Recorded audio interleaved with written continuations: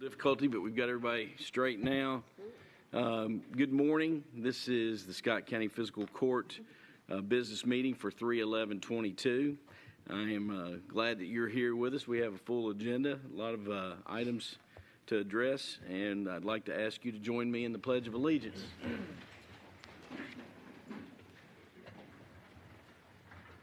Mr. Wallace, will you lead us? Let's pledge, please.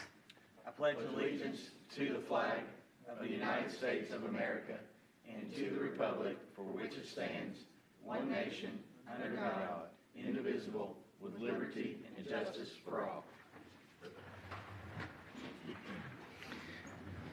Ms. Hamilton, will you call the roll, please? Mr. Hostetler. Present. Mr. Lyons. Here. Mr. Wallace. Here. Mr. Corman. Present. Mr. Ellison. Here. Mr. Thompson. Here. Mr. Livingston. He's in his basement. Mr. Marshall. Here. Judge Covington. Present. With that said, we will move to number 4 on the agenda. That is the minutes from our previous meeting.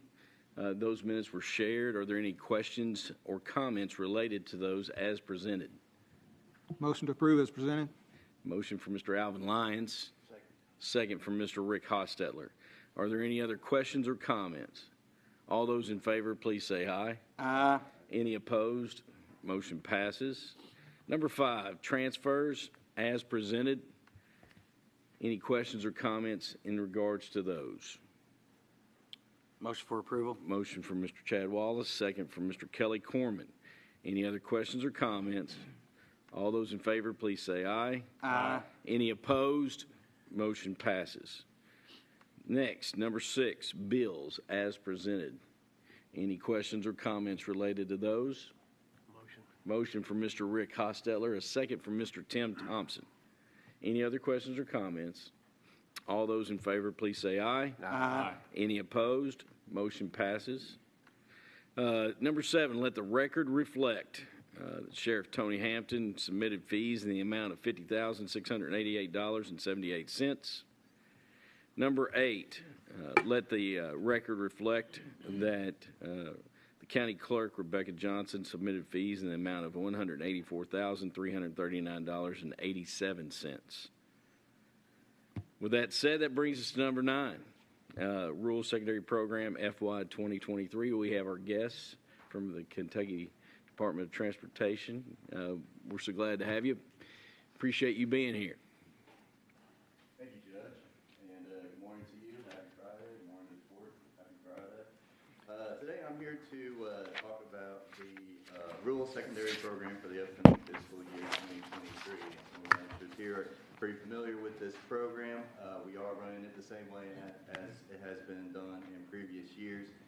As you know, the Rural Secondary Program is a KRS mandated program of which an allocation of the motor fuel tax is separated in order to address the state rural secondary roadways, the state rural secondary roadways within the counties. Say that 5 times. Yeah. I got a spiel going on here. I'm throwing you a lifeline, Casey. All right. The program's about 130 to 135 million approximately every year, and it is distributed the same way as it has been in previous years by a fiscal. 1/5 is an equal share to the various counties in our state. Another 1/5 is for the rural roadway mileage. Another 1/5 based on rural population, and then 2/5 on the rural land area within the county. So I'll just go ahead and turn everyone's attention over to the yellow form, and it should be in your meeting packet. Is in color. Perfect. Awesome. All right.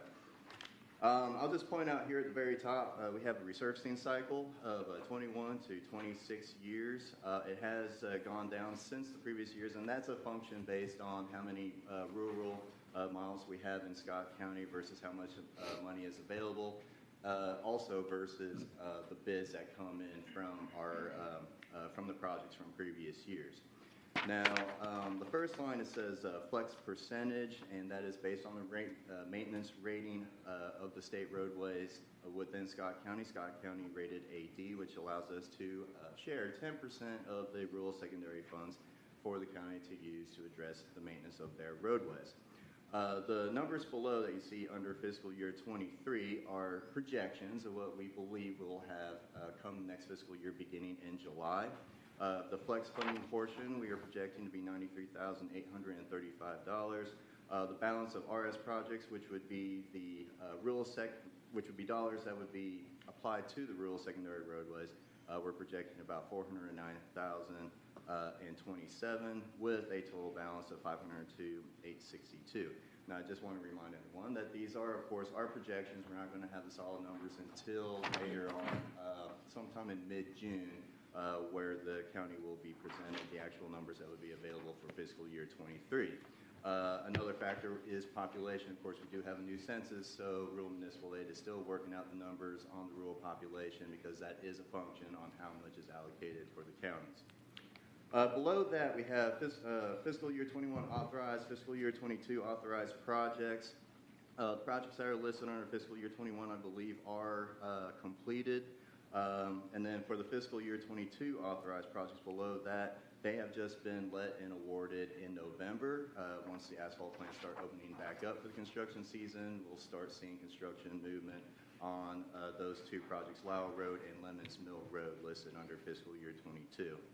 Now that leads us to the orange and green diamonds on the form. And if you flip back into the map, you'll see it's a listing of the rural secondary roadways that are highlighted in yellow.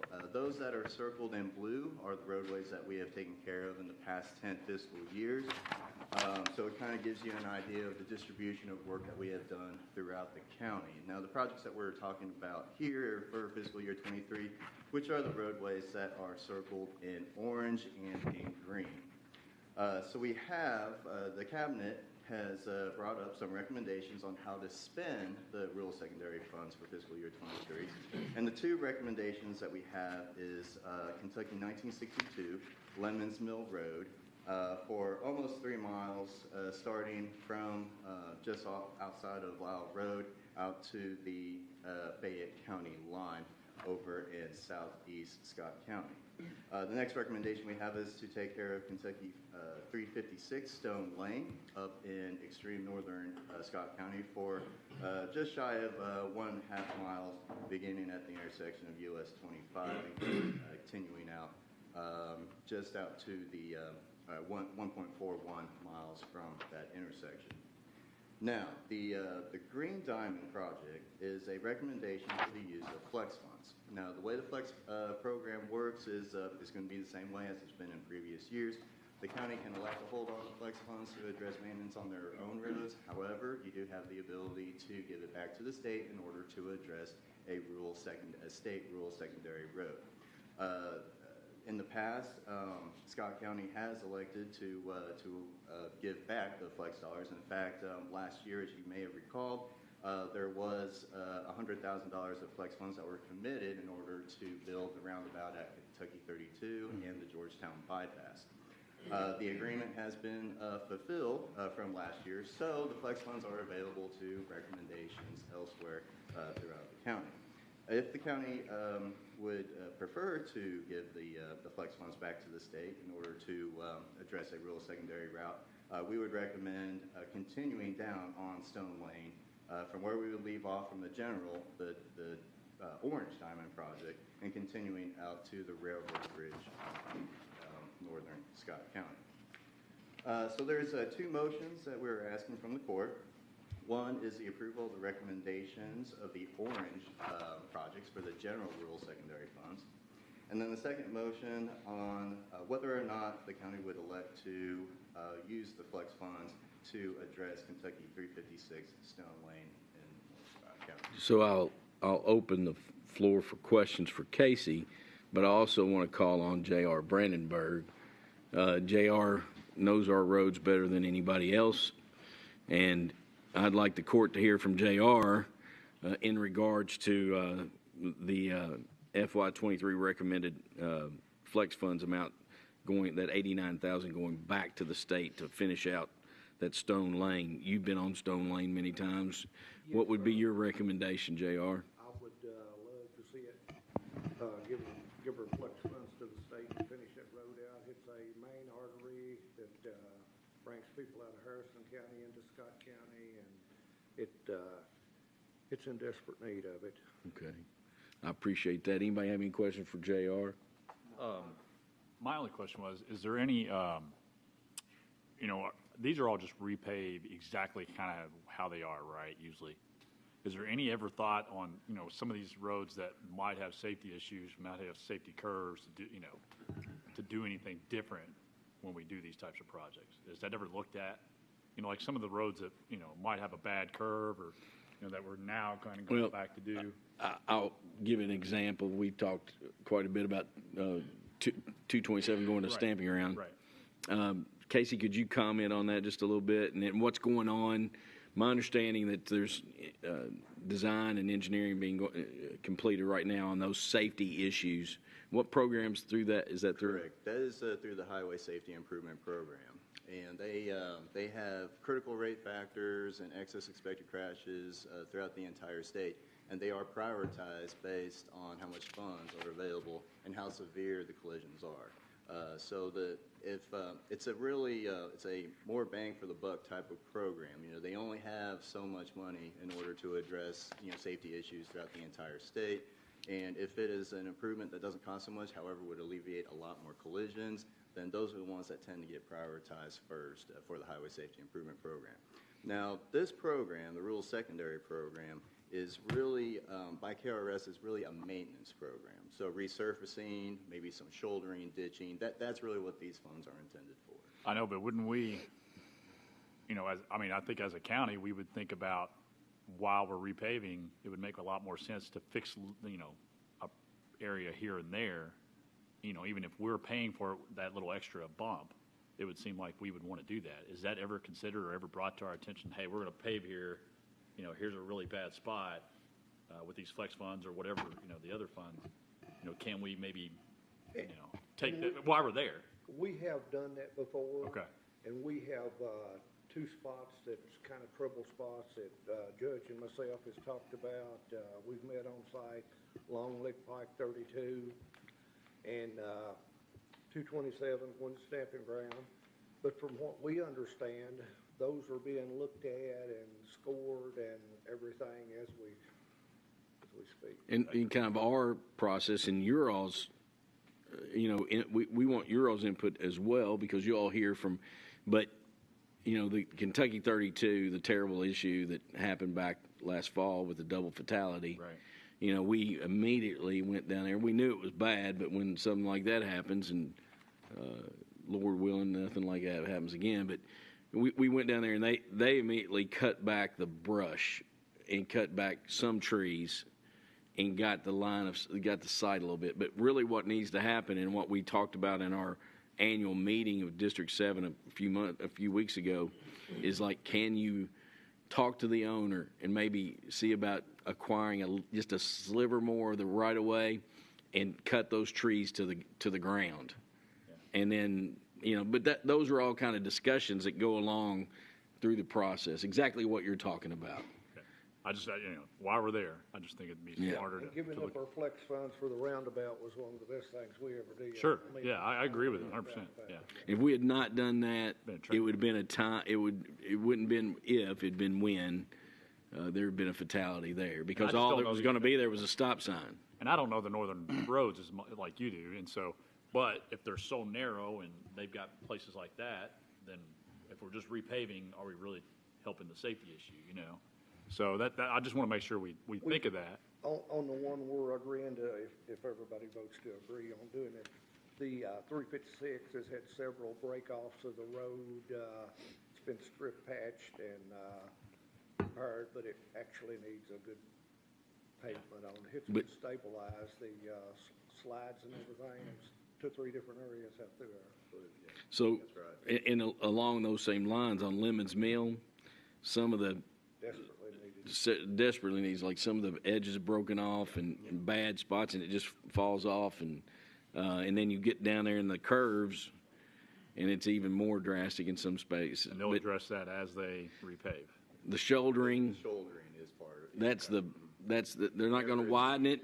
They're not going to take out a curve, but they'll address those shouldering needs. Okay. And that's bad in some spots. And Words out of my mouth, that's exactly right. yeah, and Lemon's Mill, just in case if there's ever an accident on 75 and the 75 shut down, Lemon's Mill becomes like. And Mike's back there shaking his head. I remember the last time this happened. Like Mike had to pull a semi out, like off the side of the road. It was, I don't know what happened, but. Ended up having to park it at San Weeks House, pull it into the driveway so that we could get traffic on it. Yeah, but Lemon's Mill is a much used corridor, and I'm glad we're doing that. What other comments or questions does anyone have for the court for Casey or JR? Well, just a comment, and it kind of goes to Dwayne's questions and thoughts. Stone Lane's been an issue for a while because I've gotten complaints from up there.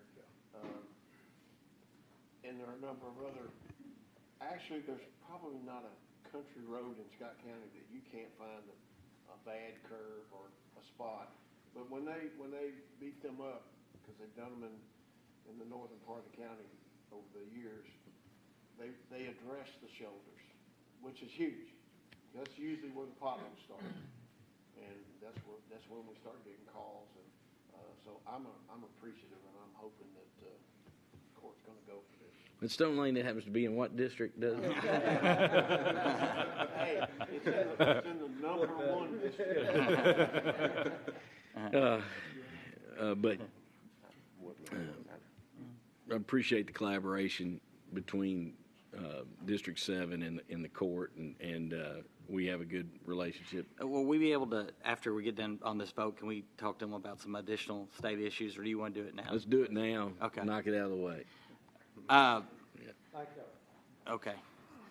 I got a call this week, Casey, on two things, on Paynes Depot and the bypass, about automatic green arrows, and this is something that the sheriff has been involved with before. So it would be automatic turn greens when you're on the bypass, turning on to Paynes Depot, and they've had some wrecks up there. And I did reach out to Austin. I haven't heard back from him, but I think that's something that's been addressed with Miss McMillan and. Correct. Yeah. That would be, you're talking about like a protected left Yes. arrow signal? Okay. Yeah. Yeah, that would be something that would be addressed through a traffic section, and Yeah. Natalia McMillan is the Yeah. appropriate person to speak to. Yeah. The second thing is last year, the state added a slurry mix onto Paynes Depot, and the county did not know about that. And it was just kind of a coating, I think, to extend the life of Paynes Depot. Is there any plans that, because we didn't know about it, we know about the repavings, but as far as that was something kind of more of a maintenance issue that was added, is there any plans this year to add that on to any of the roads? Because frankly, I actually got complaints about it because the slurry mix, I know extends the life, but it's got this humming as you're driving over it. Yeah, we've been using, due to the, it's called the FDO5 funds, that's our maintenance funds, and due to the low amount that we have available in order to address our roads, we have been looking at, cheaper alternatives. Microsurfacing is another option that we've been looking at lately.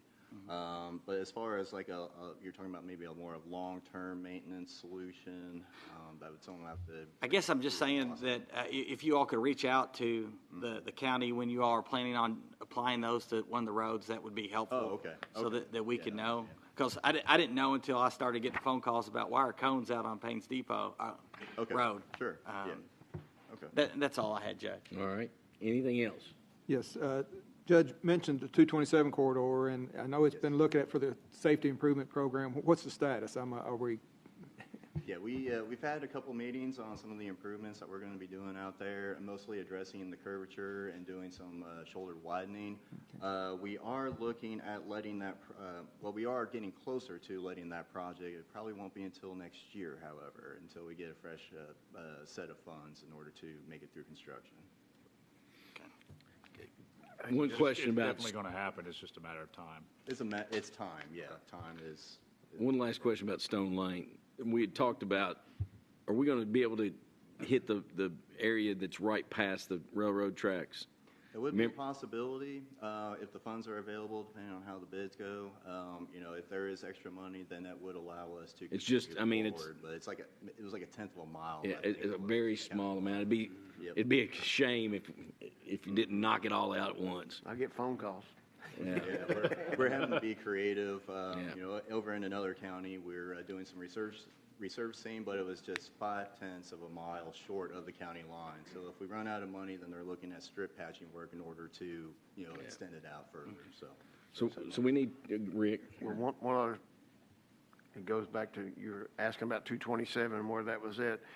Well, back to 32 and that curve that, I know you're talking about more right-of-way or trying to purchase. Is that what you meant? it's such a small amount, we'd almost like to see if the owner would just sign it over. Yeah.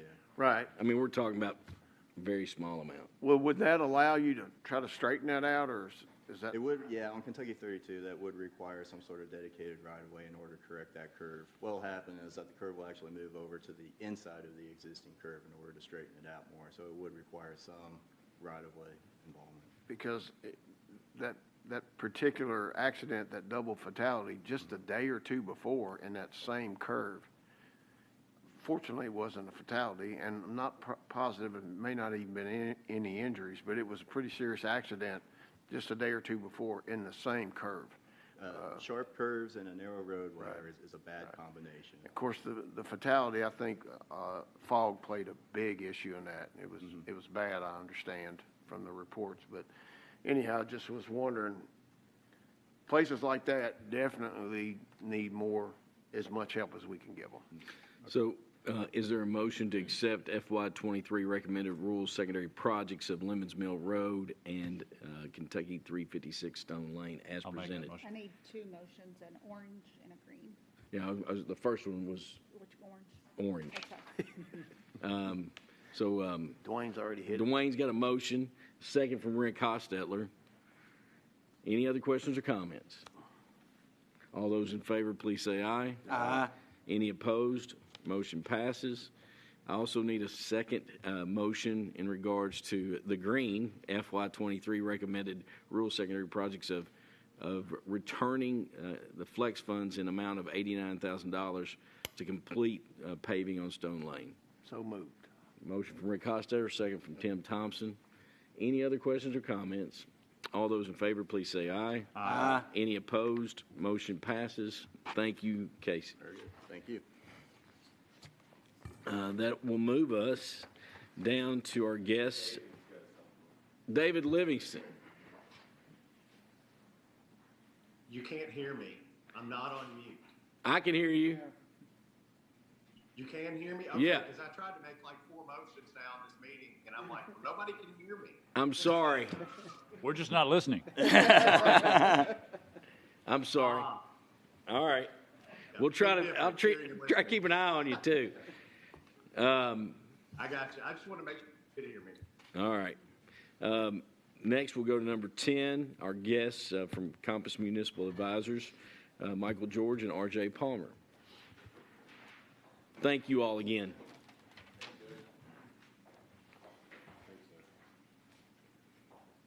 Thank you.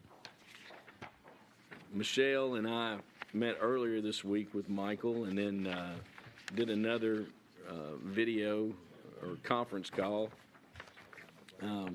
Discussed this with RJ as well at length.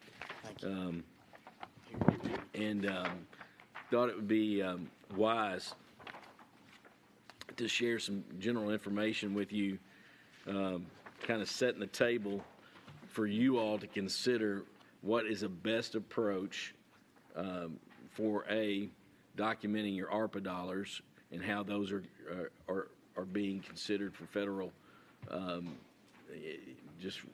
records and reporting, and then as we move forward, have to strongly consider what's the best path to pay for the proposed sheriff's office and clerk's annex and the EMS facility.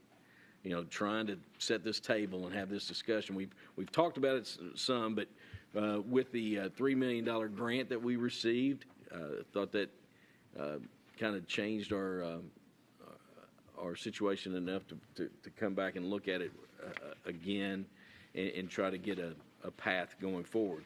The first thing that Michael's going to discuss and share with you is our general fund investment portfolio, kind of some where we stand, and I'll turn it over to you, Michael.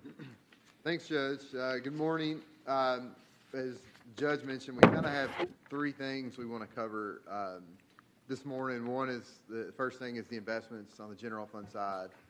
The second thing is the changes to the ARPA rule and just kind of a general update on what you all can spend your money on, and then how it plays into your long-term capital needs, which is the third thing, a discussion of the upcoming projects you all are looking at, what's the best way to fund it, kind of a mix between debt and cash, and we'll kind of go through that. So those are the three things. The first thing I wanted to hit on, which is page 1 of the attached, is just a summary of your general fund investments that we help you all manage.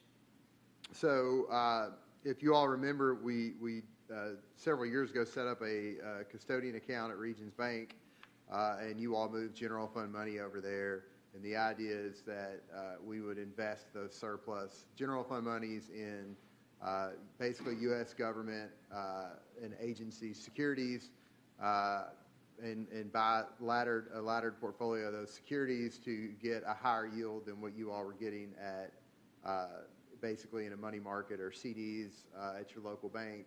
And the idea was obviously to get more interest income off that money. So what I've prepared for you is kind of twofold.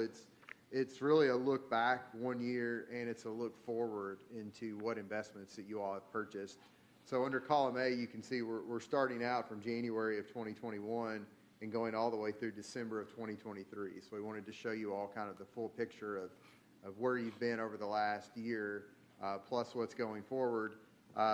So as of today, you all have just shy of $15 million in this account at Regions Bank, and there's approximately $8.5 million that are at Whitaker Bank right now, that's currently yielding about 20 basis points, so 0.2%.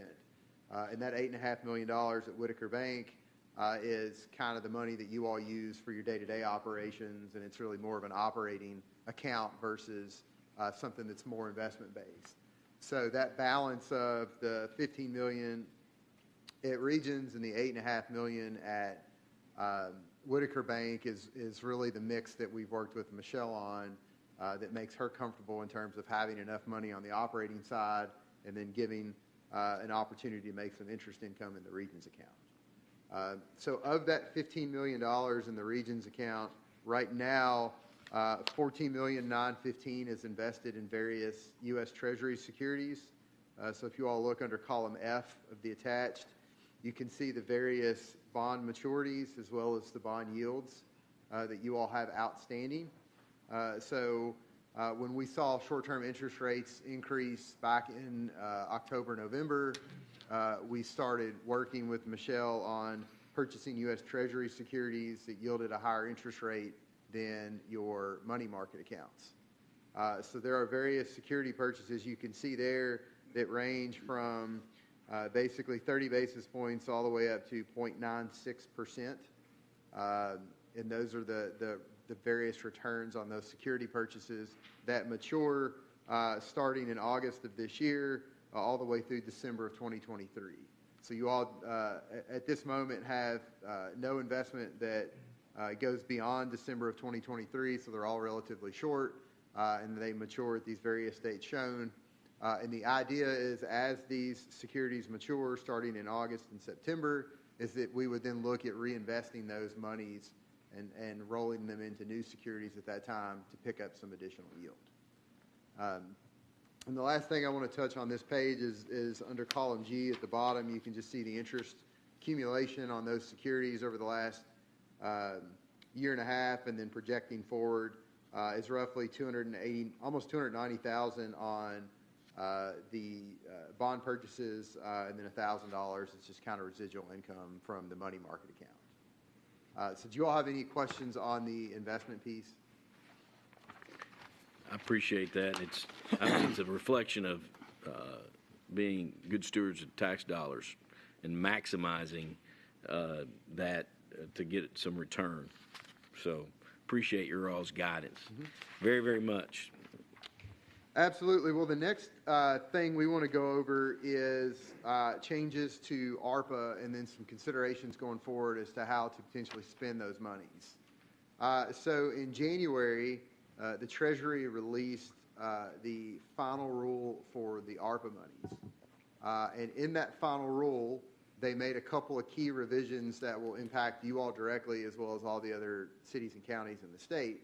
And the big change to the final rule was that now every entity that received ARPA money can take a standard revenue loss allowance of up to $10 million.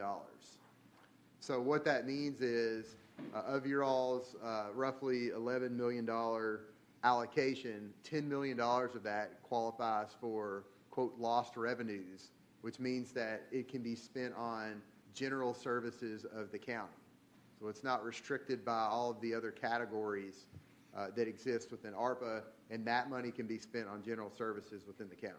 And we've only been allocated 5.5 at this point. We will get the other 5.5. Michelle and Michael, pardon? 1 year anniversary. Yeah, 1 year anniversary. So I believe it's in May. Is that correct, Michelle? So you have just, half of that now, and we'll just get wanted everybody to know that. Thank you, Michael. I'm sorry, did you say May? Okay, thank you. So that was the big revision, was that you now can spend up to $10 million of that really on any general service within really within your operating budget as a whole. And we think this is, obviously it's very important because it gives you all more flexibility, but it also makes things easier on the reporting side going forward. So when you utilize your ARPA money for revenue loss, it really streamlines the reporting process and makes things a lot easier on Michelle when it comes to documenting everything and actually reporting all of that to the Treasury Department. With respect to your all's entire allocation of $11 million, and based kind of on our conversations with Judge Covington and Michelle, we know that you all have the EMS project coming up. We know that the EMS project qualifies as an eligible ARPA expense. So if we take a step back and say kind of what's the easiest and most efficient way to utilize the ARPA money, is that you can utilize 10 of the 11 million under revenue loss provision and use that to fund general services of the county, which would then free up other monies for whatever uses you all deem necessary. And then that last $1 million, 1.1 million, could be spent directly on the EMS project. And then you've got kind of two clear paths for the money. Now, this is obviously your all's decision, but we wanted to kind of throw out what we think would kind of be the easiest approach on the money, and the least restrictive would be to utilize the $10 million allocation, and then we know the EMS project qualifies for the other $1 million. But what this does for us, in my mind, we still have to be mindful of the general, when those ARPA dollars were allocated, what was the purpose of those allocations and what were they intended to do from the federal government? As we make our budget, I still think we have to have those items in consideration. All we're doing now is streamlining our reporting mechanism. And I think as we make our budget, we need to consider, the original intent of the dollars that were allocated. And I think we will. And I think what would be the wisest is, infrastructure projects that will make a positive impact on the community over many years and makes the biggest impact. And there's a variety of things, and there's other requests that are going to come our way as well that we need to look at. But I just want the court to be mindful of that. I'll let you Judge, continue unless you question. I just want to reiterate, I've said before, these are non-recurring funds. As we budget, we've got to keep that in mind. I'm glad we got this flexibility, but it kind of makes it easier to blur that line, but we have to keep that in mind. Right. And I agree as well. Is the reporting's pretty significant on putting that $1 million into a project, a building project? Yeah, I can comment on that if you want, Michelle. It's going to be very extensive. It's not only the reporting side, it's the procurement steps that you all have to follow, and then it's the status updates of. Because you're getting into that the whole federal side of things. Mm-hmm. It becomes and so you have to report. Anytime you spend over $100,000, you kind of have to update your report and say this is where we're at within the project. Et cetera, et cetera. So if we didn't do what we're going to propose to do, the reporting requirements for those dollars are very significant and timely, and it takes a lot of time. And I think what we're doing is just a wise way to streamline the process. And I'll say this too. I think it's reasonable to assume that the more money you spend outside of revenue loss, the higher chance it is that you will be subject to an audit. What I think is pretty clear is when they increased this revenue loss allowance up to $10 million it was the government's way of saying, okay, we can't monitor 50,000 counties and cities and how they spend their money. So if we bump the revenue loss allowance up to $10 million, 90% of the country can just use the money for that, and we don't have to really track it. So I think if you were to spend $11 million on a specific project outside of revenue loss, the likelihood you would get audited is much greater. What other questions or comments to this point? I'll let you continue, Michael.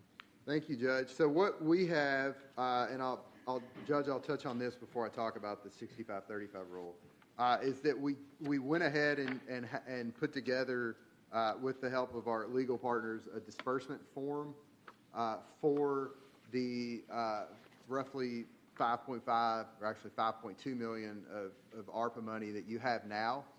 And this, Judge, did you include this in the packets? That was all Michelle shared. So what this is it's just a disbursement form that if the court wants to use the current money for revenue loss, this is kind of the process that facilitates that.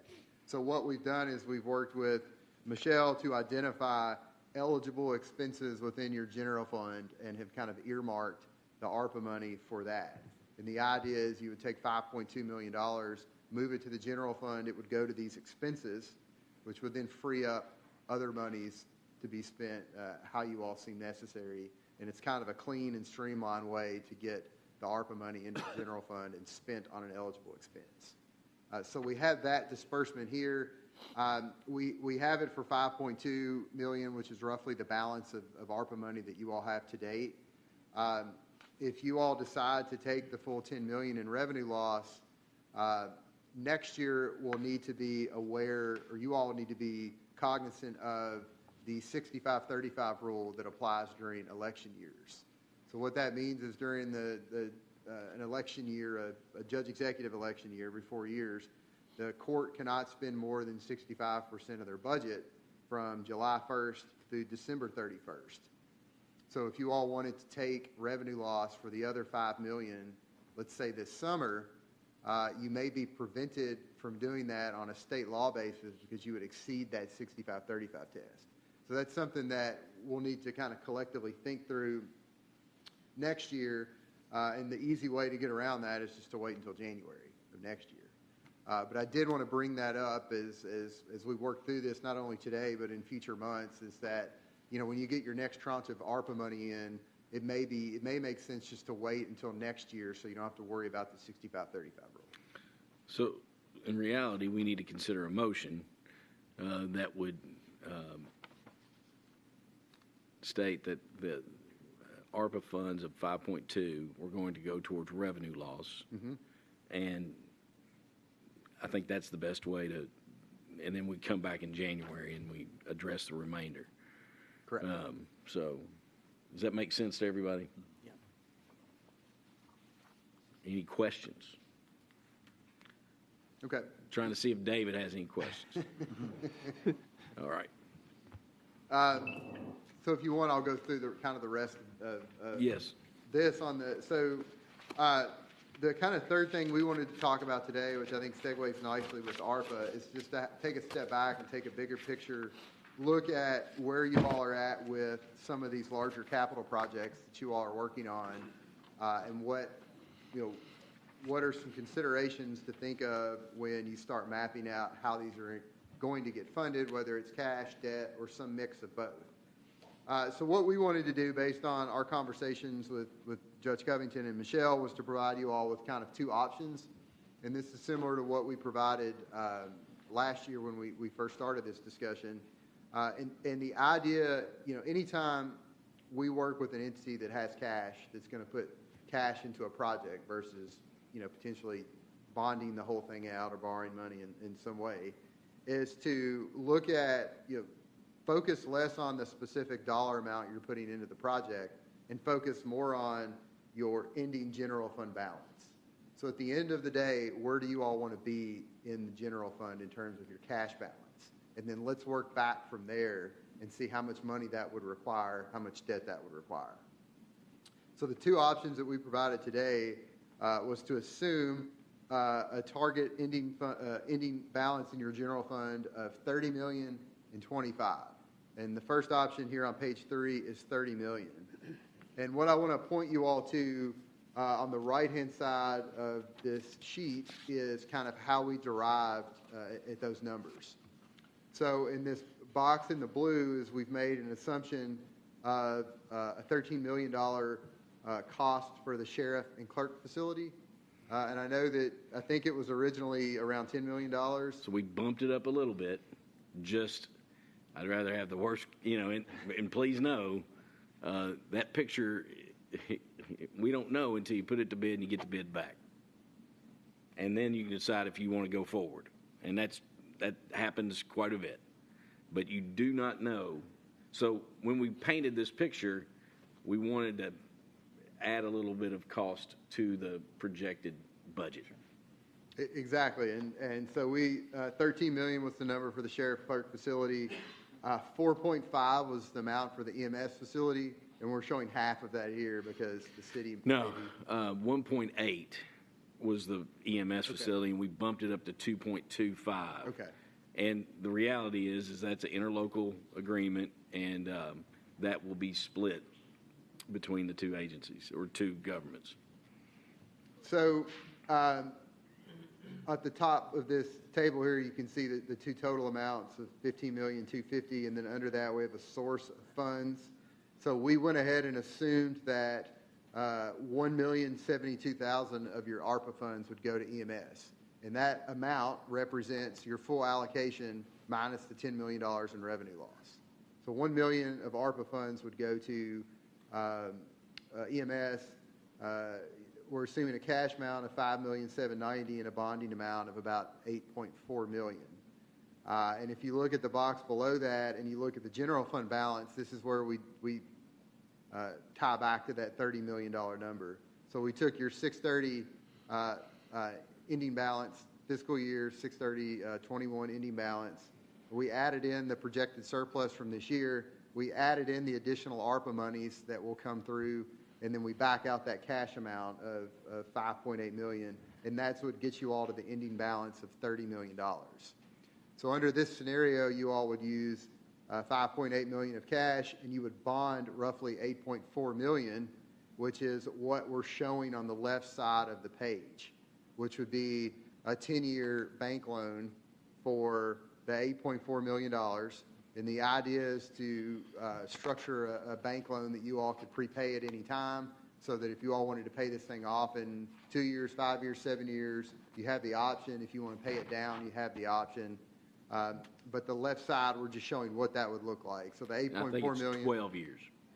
Oh, it is 12 years. Yeah. Sorry about that. 12 years is the longest period we can kind of go with the bank and get fixed rate.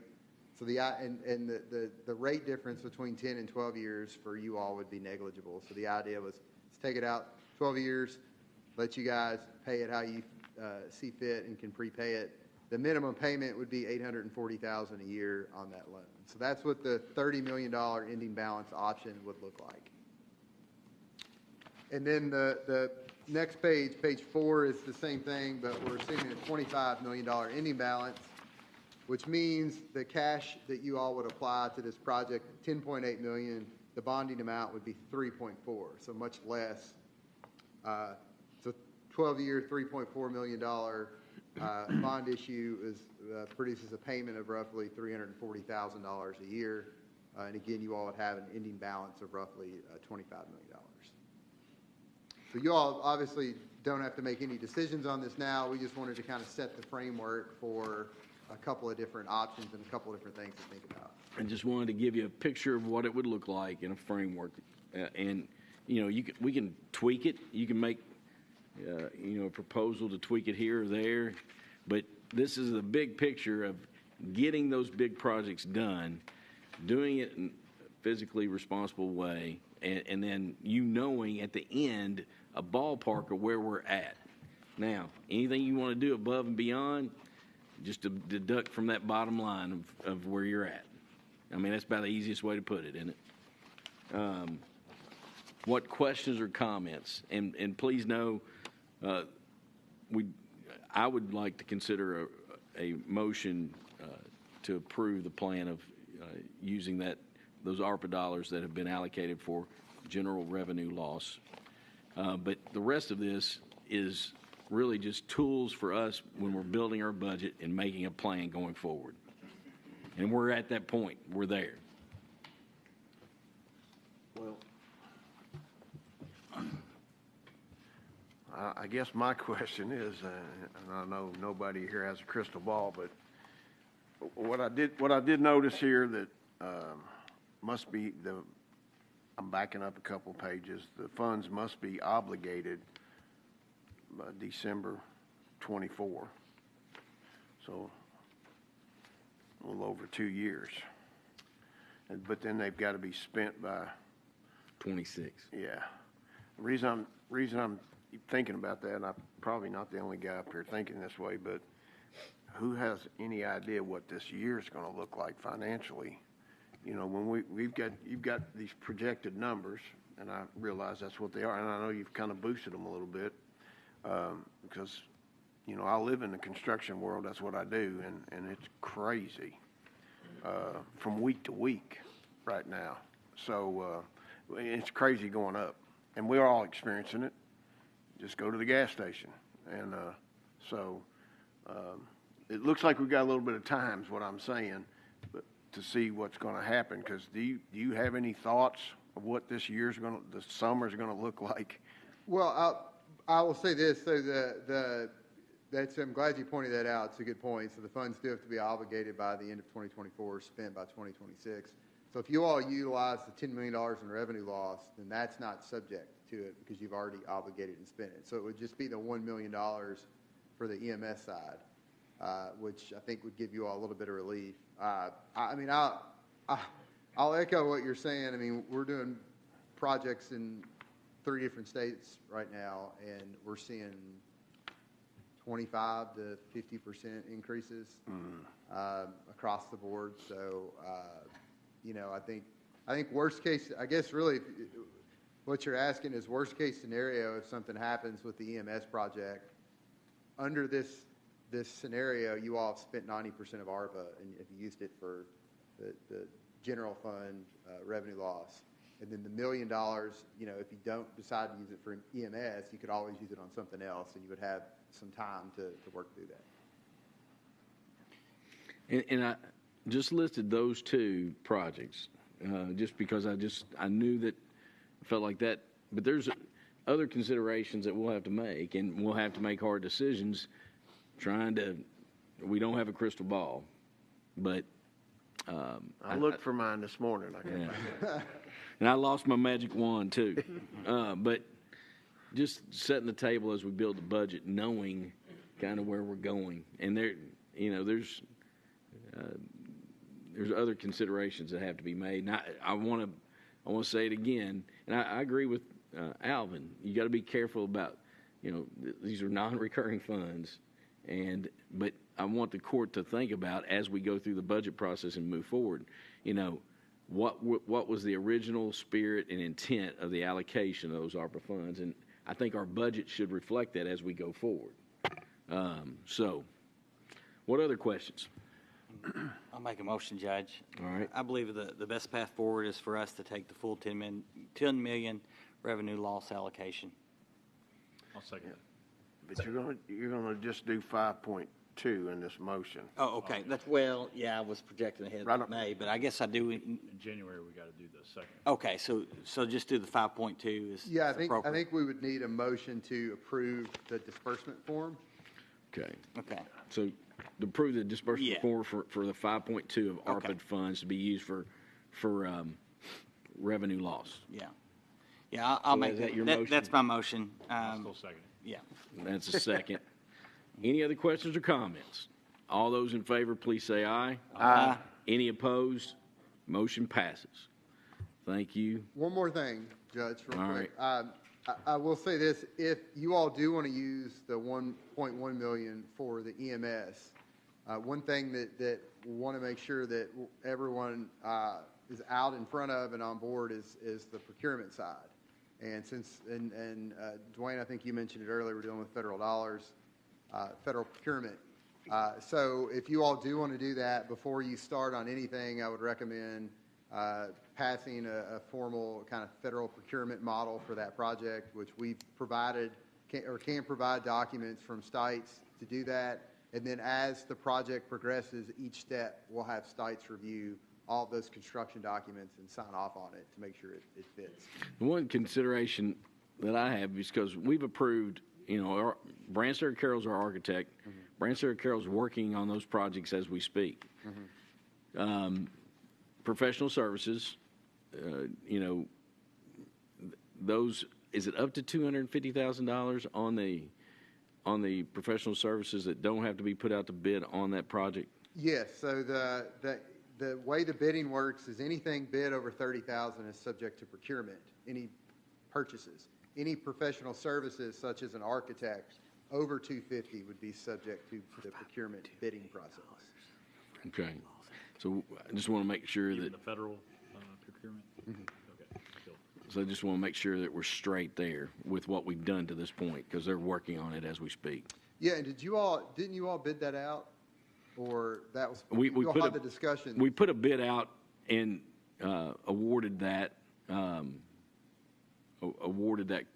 work. Yes, we did. Okay. And Branstad Carroll was the only one that. Yeah. Yeah. So what we can do is, if you all can give us that information, we'll run it by Stites and see if it's okay. If there's something else that you all need to do. Michelle, can you put that on the list? Very good. We appreciate your all's guidance. RJ, Michael. And we'll have to come back in May and have to look at the other 5 million, correct? In January. Okay. So, January of next. okay. January 1st. That's right. You could do it. But there's a 65-35 rule. You just can't spend it. Yeah. Got you. So, Might as well wait. Yeah. Yeah. Yeah. So thank you all so much. I appreciate it. Yeah. That'll lead us to number 11. Ordinance 2202, first reading solar energy systems. Last night, the Planning Commission passed this and sent it to us. And I just want to publicly say that I appreciate Alvin's work on this and just trying to push us forward to make sure that we have this in place before there actually some type of installation that doesn't have the requirements that this ordinance will. This past weekend, I drove down to beautiful Crab Orchard, Kentucky, and as I turned on the 39, there's a massive construction project, and just a big project. And I said, well, what in the world's going on? Well, Turkey Creek Solar Farm. And it was significant. And I just want, what this does for us is it puts items on the books that protects our community, not only as it gets installed, but after it's decommissioned. So, any comments? But yesterday at the conference, the state has been working on state legislation that we thought was going to address this, but they informed us yesterday they didn't think it was going to pass. So it's even more important. Thought it was going to be just down the vine, right? I mean, that's. Yeah, it was. Yeah, it didn't sound like it was going to get through this session. So when we're. But everything they were talking about was very similar to what we're trying to do here locally. So. Yeah. So it's a good piece of work, and we know the man that put it together. We know him pretty well, Mr. Fitzgerald, and the Kentucky Resource Council. Well, the guy that presented was a local guy. Yeah. From Georgetown, so we might be able to lean on him for future stuff. Yeah. Rand, will you read is the summary you have there? Yes, sir. This is ordinance 22-02, an ordinance providing for and regulating solar energy in Scott County. We have a summary. Section 1 defines certain terms used in the ordinance. Section 2 sets out the purpose of the ordinance. Section 3 sets out the situations subject to the ordinance and those that are not. Section 4 sets out when a conditional use permit is required to construct and operate a solar energy system. Section 5 sets out general requirements applicable to integrated rooftop solar energy systems. Section 6 sets out several requirements applicable to ground-mounted solar energy systems. Section 7 sets out the requirements for conditional use permit applications. Section 8 provides for public notice and comment. Section 9 sets out the security required for decommissioning. Complete copy of the ordinance is available at the Scott County Judge Executive's Office, Scott County Courthouse, 101 East Main Street, Georgetown, Kentucky. Any questions or comments? It's on the very next page, well, I guess it'd be the first page of the actual ordinance. The very first thing, this clarification, it says this is the jurisdiction, it basically covers the whole county and all 3 cities. So Georgetown or Sadieville or Stamping Ground wouldn't have any kind of opportunity to. Planning Commission passed it for the whole county. Yeah. And But I know on some of these things it gets separated out. Georgetown does their thing, or Sadieville. No, I believe this covers the whole. Well, that's what it says, and that's a little bit, which I'm good with that. I just want to make sure that that's. Any other questions? I was just going to say, very unlikely that there's plots big enough in any of those cities that this would be triggered. I wouldn't think, but there could be an isolated incident. But a motion to approve. We have a motion from Mr. Alvin Lyons. Second. A second from Dwayne Ellison. Any other questions or comments? All those in favor, please say aye. Aye. Any opposed? Motion passes. That leads us to number 12, ordinance 2203, first reading, regulatory license fee for the sale of alcohol in the county. This has been a long time put together, and we didn't think we were going to be able to do it. The state legislature actually passed legislation that allowed for it, kind of unique situation where we're in, and this will cover the county, anything outside of Georgetown, Sadieville, and Stamping Ground. So, Rand, will you read it? Yes, sir. This is ordinance 22-03.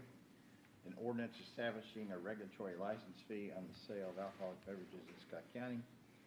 Whereas the County of Scott has previously authorized the sale of alcoholic beverages in Scott County at ordinance number 19-11. And whereas KRS 233-075 authorizes the city to impose a regulatory license fee on the sale of alcoholic beverage sold in the county that is reasonably estimated to fully reimburse the county for the estimated costs for any policing, regulatory, or administrative or related expenses. Whereas the Scott County Fiscal Court desires to impose said fee to recoup these expenses, now therefore be it ordained by the Scott County Fiscal Court as follows. Section 1, regulatory license fee. Pursuant to KRS 243.075, there is hereby imposed a regulatory license fee upon the gross receipts of the sale of alcoholic beverage of each establishment located outside the city limits of of the cities of Georgetown, Sadieville, and Stamping Ground, but within the geographical boundaries of Scott County, licensed to sell alcoholic beverage. As of the time of the adoption of this ordinance, the regulatory license fee shall be 5% of gross sales of all alcoholic beverages sold by the drink. In the case of retail sales of packaged distilled spirits and wine, the regulatory license fee shall be 5% of gross sales. The regulatory license fee shall be 5% on gross retail sales of packaged malt beverages.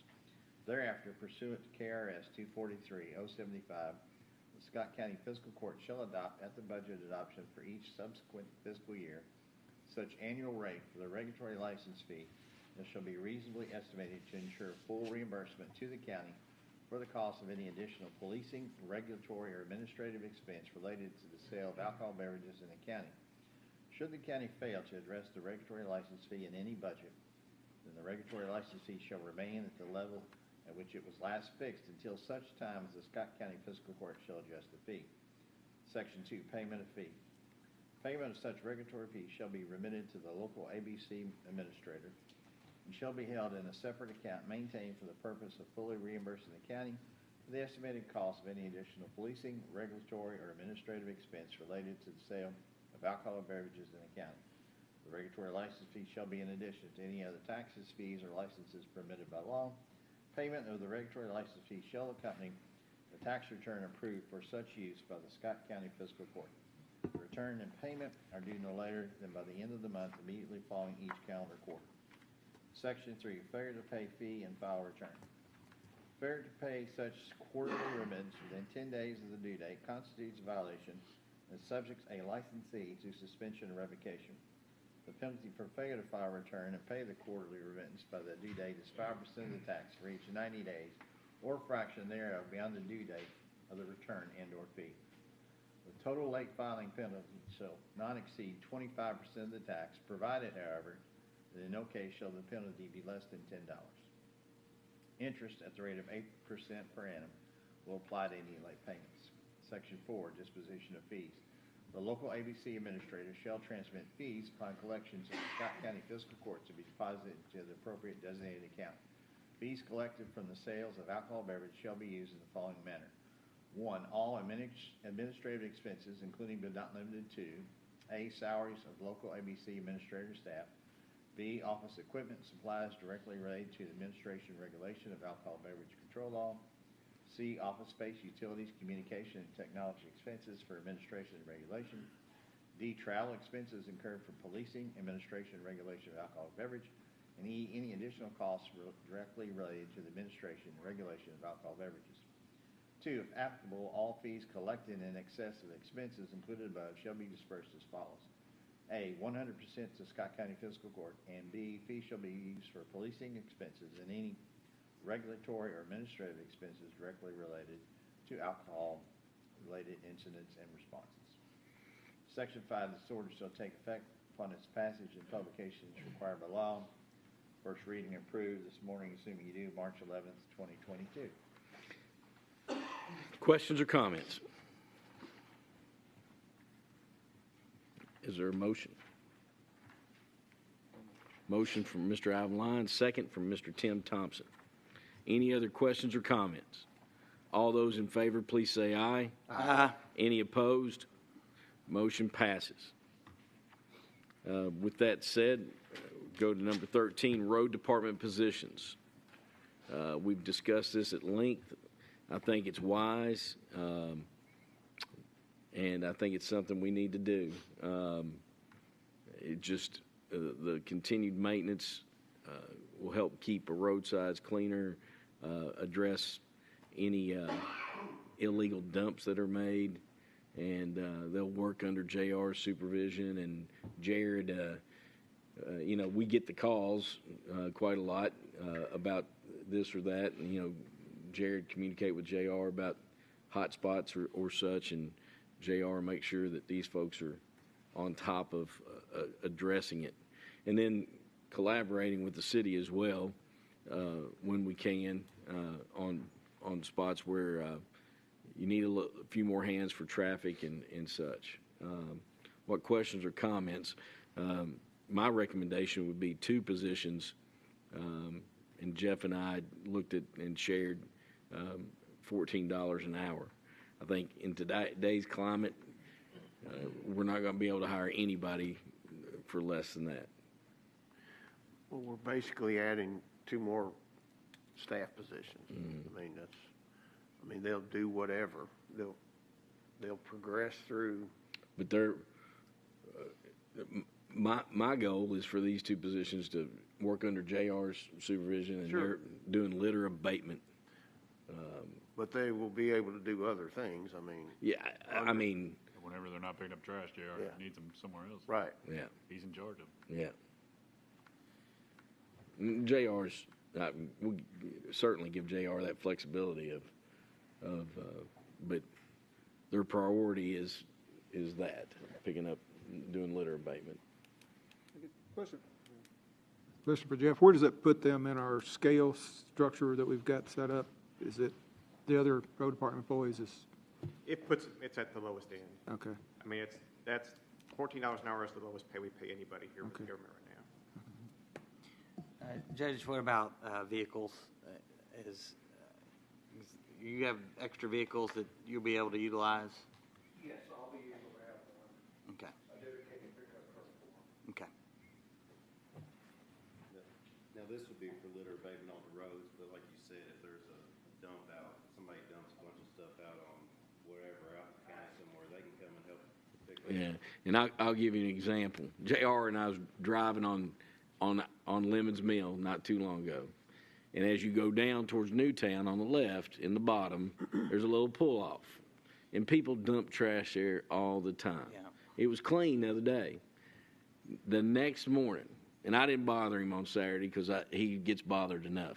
The next morning, somebody had dumped a bunch of old fencing panels.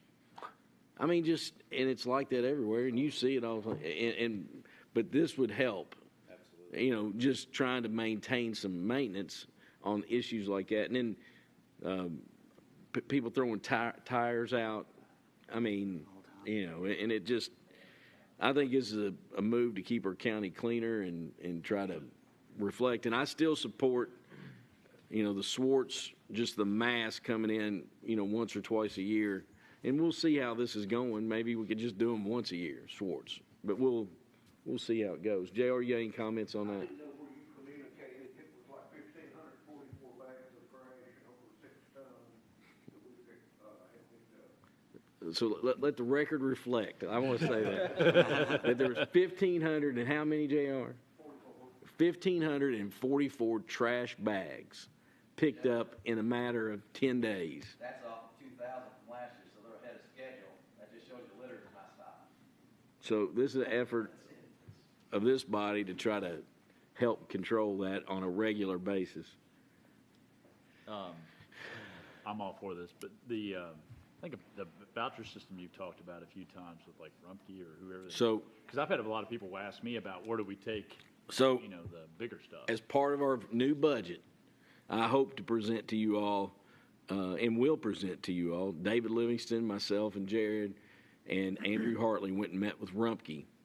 And the goal is to provide every household 2 or 3 pickup truck vouchers or a small trailer that they could use that voucher, take it to Rumpke, and drop off those fence panels, that garage junk, and instead of it ending up on the side of the road, it goes to the transfer station. The only thing that scares me is how do you budget it? So we talked about, you had the cleanup dump day 12 times a year. There's usually about 300 vehicles, on 250 to 300 that go through. So that was my only way to try to ballpark it.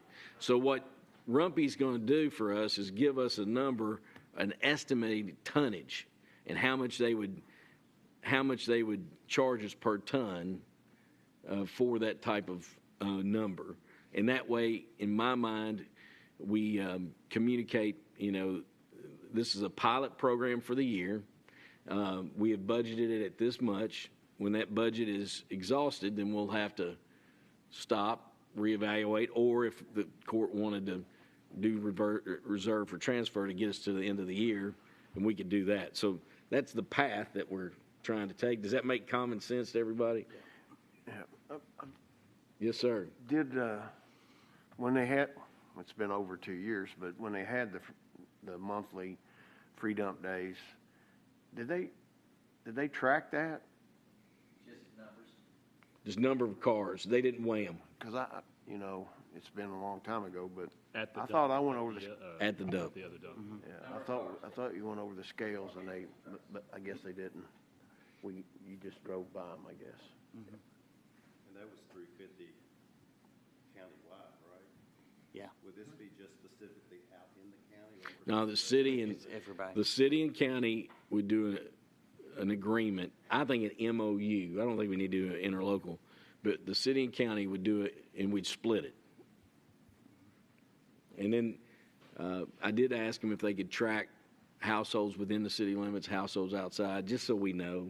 I don't want to be Different or something, you know. No, I mean, it'll be just one thing. And how we're going to, Bluegrass Ad has a voucher system that they use with Franklin County that we might try to institute here as well. And we'll have them come here soon to kind of explain the tracking and how this program will work. We're just working out the details. So that's to answer your question about vouchers. Yeah, That, I mean, and I think a lot of people would be okay starting small with it. I mean, you don't have to give out 10 vouchers. You I start thought off- it 2 might or be 1 3. 2, you know, to start off with, Yeah. and then we see if we need to And do of more. course, at your discretion, whatever you feel is a Yeah. good place to start. Sure, yeah. so Bless you. we'll have a general projected tonnage from Rumpke that we'll share via email, and the goal is on that voucher system is to put it in the budget for next year. And recycling. Oh, and then what Rumpke's going to do for us as well is the current recycling center, drop-off center, where it is, that we jointly fund, will now, instead of going to the site by Southern States, it's a hard place to get in and out of too, but Rumpke will take over all of our drop-off recycling appliances. The regulation on refrigerators is that the refrigerant has to be removed appropriately, but mixed recyclables, cardboard, plastics, glass, metal, they've got a set up drop off that they will take over. You can take them now, but we're going to publicize this, promote it, and really try to push it that they're going to take over. And our drop off recycling center will close, and they will take over that responsibility, and it's not going to be any cost to us. So that's a win. Yes, sir. One last question, sir. I know that we do the tire pickup once a year, whatever it is. Do we have a place, and we may have this in place now, but do we have a place right now that somebody can just bring tires, drop them, we can just store them until we have that pickup? Now, Tim, we do this program every 3 years with the state. 3 years. Yeah. We just use a grant, $4,000 grant to pick up roadside. So we'll just use quite a bit up, but we're just set up for what we find roadside. Every 3 years, we open it up to the public. But Where do JR, tires go?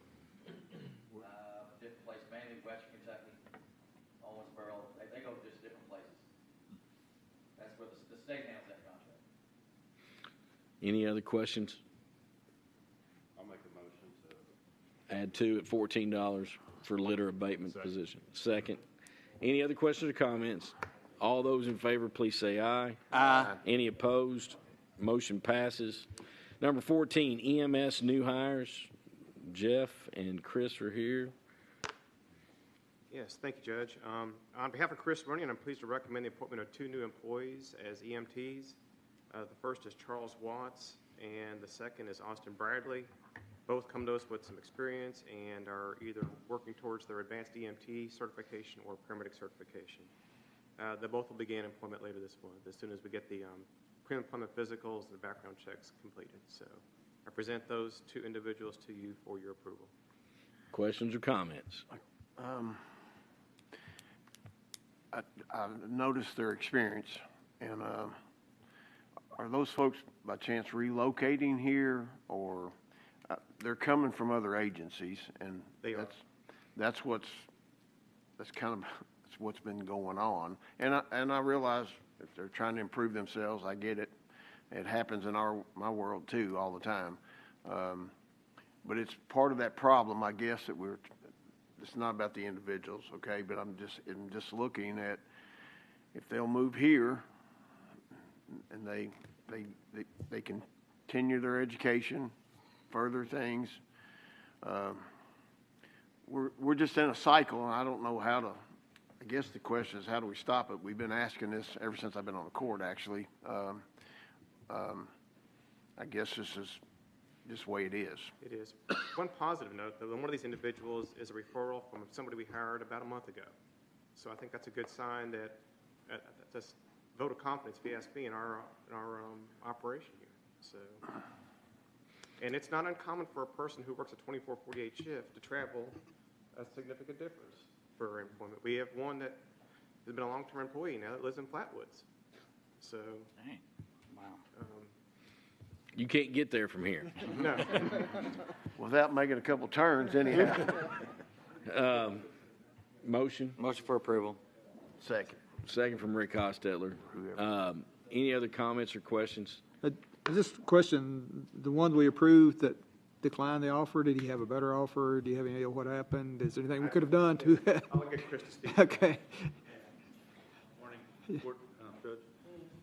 Alvin, he had some, what he passed on to us was some personal family matters, and Okay. I think it was either a mother and her mother-in-law had gotten a bad diagnosis, and he didn't want to move far from home, and Okay. feeling like he was going to have some obligations there.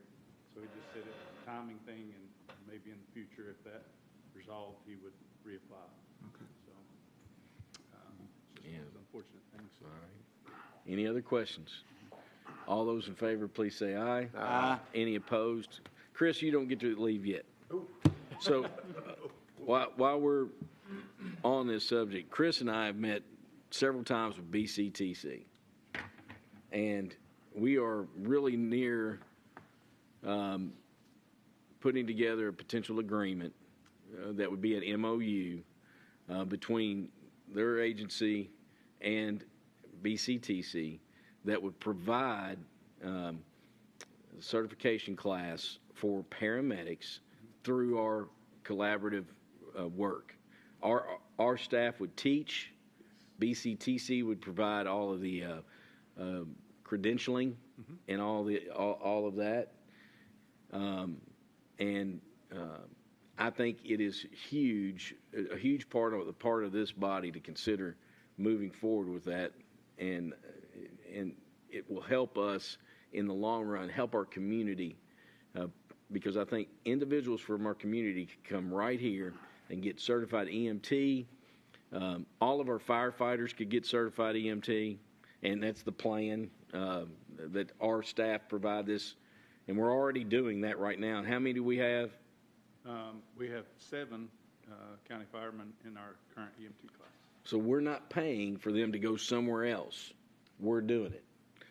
The next thing is, with the paramedics, we will attract people from outside our county to come, not only our community, but outside the county, because that's a growing need.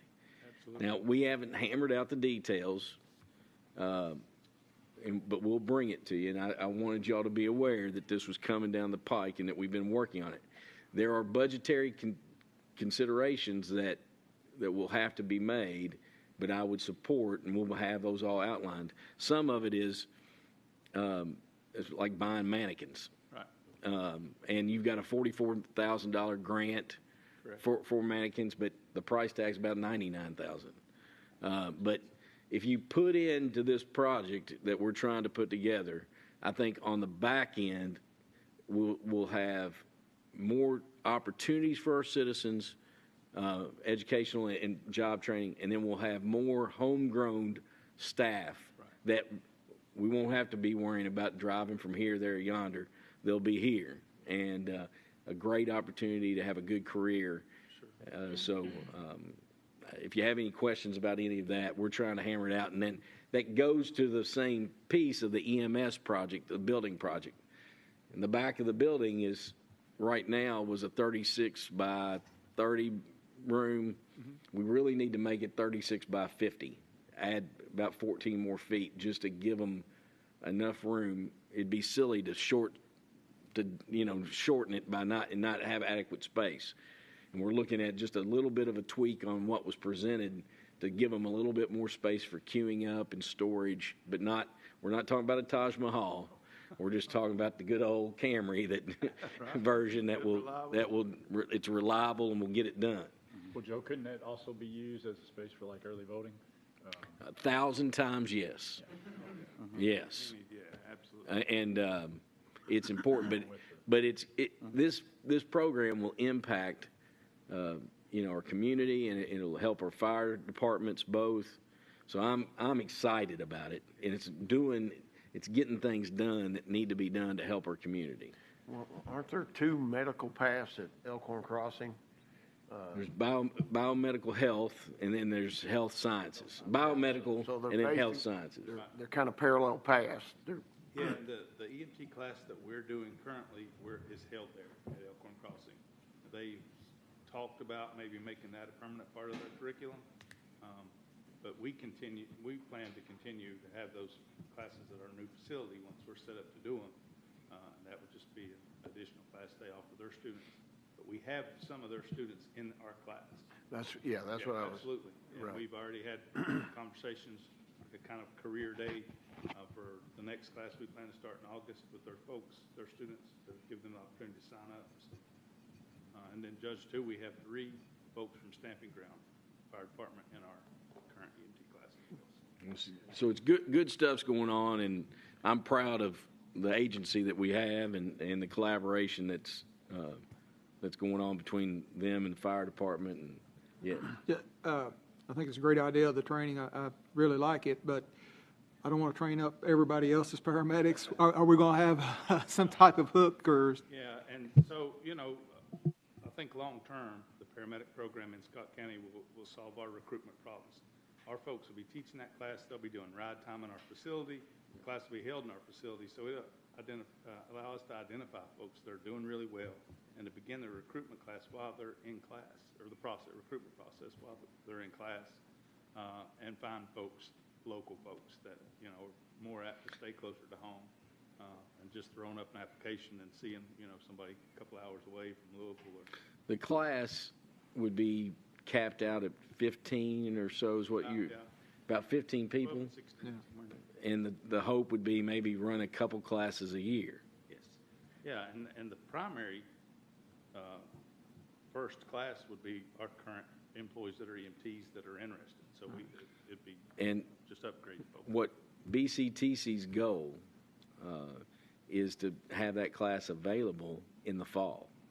They will have it on their site and their facility. Our staff will go teach it, but it makes the need for the training room at the new site, because our staff, it's just so much better if they can step right out, teach the class, and then go back to work. We'll have to, our training officer, John Osterman, there's only so many hours in a day. We're going to have to. Sure, and it's just logistically trying to get those mannequins and those monitors, that big equipment, back and forth from BCTC to our place, and every day you have class. So it's just, we can do it at our place. It's so much easier on everybody. So we'll have to navigate that. But Is there a cost to the student? Yeah, BCTC will charge $800. Yeah, it's incredibly inexpensive for a paramedic program. Yeah. The cheapest one I know of in the state right now is about $6,000. But they say through that Ready to Work scholarship that they'll be able to offer it at about $800. So for our folks, of course, that would be cost-free. Yeah. We would reimburse that. We already reimburse up to $3,000. Yeah. And I do think this is a recruiting tool. Absolutely. Absolutely. They have all these facilities they build. When you do something like this and have this as part of what you do, I think it brings people in that want to teach. They want to do different things. Oh, yeah. And it's the relationship piece. You develop positive relationships. This place I want to work. This place I want to stay. So, at least I've heard Chris pretty good fellow. I don't know. Depends who you talk to. So, and the other piece is this: we know what they're being taught. and we know the standards of what they're being taught. Some of these other places, I would question some of that. Sure. And that's been related to me. Absolutely, that quality is a So, and our classes are tough, you know, and we want them to be, so folks are prepared when they get finished, they're ready for. the rigor is there, the commitment would be there. Chris, I appreciate you. Thank you all. 15, surplus list. Any questions, comments that was presented?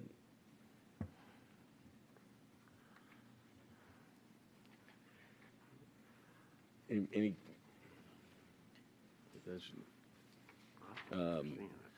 would there be a motion? The one for the sheriff's vehicles from the last time. From the work, I don't remember seeing the. You didn't get it? No, we didn't get it. I think it's the same list from the sheriff's. Discussion. No, JR. no, this is the one I sent like 2 weeks ago, right after the last meeting. It's got the Hummer that was donated to us. Here, I'll years read it. ago. I'll read it. Yeah, JR just knows read way it. more about them than I do. This is 1985 AM General Hummer, inoperable. Sheriff's Department, 1985 General Hummer, inoperable. Road Department, military diesel generator, trailer mounted. Road Department, and then a 1987. This is a long time coming. 1987 Allegro motorhome. The deal of the day. EMA. The doors come open, flop open when they drive. Free to a good home, maybe. But this was shared. Any questions or comments? No. I remember it now. Motion. Is that a motion? Second from Kelly. Any other questions or comments? All those in favor, please say aye. Aye. Any opposed? Motion passes. Board of Assessment Appeals appointment. This is a kind of a specialized board. You need some real estate or appraising background. You virtually work 1 day or 2 days when Mr. Tim Jenkins, our PVA, does the appeals. We had an applicant, Ann Huber Crisp, shared her information. I think she'd do a good job. Motion. Motion from Rick Hostetler, second from Kelly Corman. Any other questions or comments? All those in favor, please say aye. Aye. Any opposed? Motion passes. Planning Commission appointment. I've not been able to, we received an applicant yesterday, but haven't been able to share that. I'm going to table this and bring it back to the next one. And that way we can share information with you all. And if we have any other applicants between now and then that I can share with you, I'll do that, and we'll bring it back at the next meeting. New business. Only new business is I do want to mention that I've got to work on the bid specs and the bid for those generators, and I need some help getting that done. That's why I did not bring that to today's meeting, but that's on my list. And John, I'll twist your arm to help me and whoever else. Any other new business from anyone? Yes, sir. And I'm still the new guy here, so I'm trying to figure out bringing this up if it goes to the next workshop or whatever. But I know that the jail's been mentioned a lot about building a new jail, and there's been different processes on that. I personally would like us to see continue what we're doing, rehabilitation, those types of things. My concern is that strictly the jailer's discretion on employees? Because my concern is if we're 50% overstaffing or 50% over capacity in these places, do we have enough people down there to keep them safe? We just had that incident where somebody got hurt. Well, the jail today is at 99. Jared and I, we have a jail tracker. We check it every morning. And we want a safe facility for our staff and for the inmates that are there. I just didn't know if that was... The jailer is the constitutional officer, but it is my opinion, and I don't have, is it wise to set a number that this body agrees on in collaboration with the jailer, and once it gets over 125 or once it gets over 130, that we send those inmates to another facility nearby. And I think that would be something that we could collaborate with the jailer on. My biggest concern is just if we are going to be over that number, I agree with you 100% on that, capping it, but then also just making sure that if there is a standard, fire, police, we have that number that you're supposed to have, but you pretty much have somebody within that booth, where you got the alarm systems and all that, and you got a couple different people on each floor. Yeah, and we depend upon the jailer. He's the constitutional officer that he takes care of all operations in the day-to-day business of the jail. If he wants to make a budget request, I don't think we've ever, I haven't spoken to him. Yeah, yeah. No, if that's something that certainly we consider here on this side, but it has to come from him. And then the last thing, just with my role in the fire department, I have had some phone calls just about some of the conversation that we had in the past couple of weeks. Definitely think there's some holes that we could patch up here and there, but I just want to assure people in the county that we do have fire protection as far as being able, Chief, do you want to kind of speak on that, just as far as maybe like the difference in some of the tactics, we utilize in the city with tankers and stuff? There are some places that we definitely have to get some stuff taken care of. Yeah. But I just want to assure people that, with tankers, shuttling, all that kind of stuff, it's just a little different dynamic than the city firefighter. Yeah, and we've identified areas that, we have to respond to tanker too. But I think the conversation there was, there's no question that we have fire protection, fire coverage. I think our job is, as we grow and as we move forward, what can we do to ensure the best possible coverage? Absolutely. And what can we do to put in place that addresses needs where they're at? And it's probably a long-term commitment, but how do you eat that elephant? One bite at a time. No, and I agree with you. I just wanted to make sure that our folks knew we have a top class. Yeah. But what we're doing in this process, like the judge says, we're not just saying, well, this is how we've always done it. We're looking at ways to improve things and make things better. And when those water lines were put out, and like my grandparents, they lived on Long Lick. They had a cistern, and it was good cold water, and it was clean. Mm-hmm. But when they got city water, and when the whole process, that credit to Judge Lesby and the court, the focus was just getting water, and they did that. And you still go in Kentucky today, there are many counties that don't have 100% water out in the county. GMWSS partnered and collaborated and are a good partner. I think what we're talking about is just going forward, how do we address those things? And when those water lines were put out, fire protection was not the topic. It was just getting water to them. So appreciate it. I feel it's, our responsibility to always look for those improvements out there and how we can do it better. Yeah, absolutely. I agree. Any other new business? With that, Fish Friday night. Fish Friday night. Knights of Columbus at Cardone. 5 to 7. 5 to 7. Motion to adjourn. Motion to adjourn. Is there a second? We are adjourned. Must be a meat eater on it. You look at that. It says action items required. I didn't mean to cut your fish fry off.